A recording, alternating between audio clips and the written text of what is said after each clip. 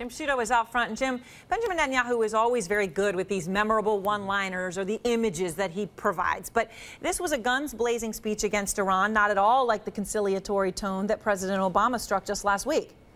No question. Well, President Rouhani of Iran had his charm offensive. You can call this his truth offensive from Prime Minister Netanyahu. Some real biting attacks there. One, he said that Rouhani is a wolf in sheep's clothing. And that's really his message here, that this charm offensive has no substance to it, that it's just a way to buy time for the Iranian government to build a nuclear weapon. So there's been a lot of talk, of course, about negotiating with Iran, right? That's what all this comes from. And, Rouhani said last week, though, at a meeting, I was at with him, there is no way, he said categorically, there is no way Iran will stop enriching uranium.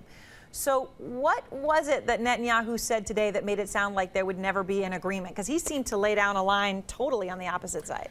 Well, Netanyahu's point of view is that Iran would have to give up enriching uranium entirely, in addition to reducing the number of centrifuges, et cetera, and closing down some nuclear facilities. But this is a difference, actually, between Israel and the U.S., because the American president, President Obama, has said that Iran does have a right to enrich within limitations, up to 5%, for instance. So that's a difference between the U.S. and Israel. And there is a way forward here where you can allow Iran to enrich up to, say, 5%, which is well below weapons grade, also reduce the number of centrifuges and reduce the amount of enriched uranium in the country to keep them well away from a nuclear breakout capability. Those are the outlines of a potential deal. But in that deal, Israel would have to give up, at least grant Iran the right to have some enrichment.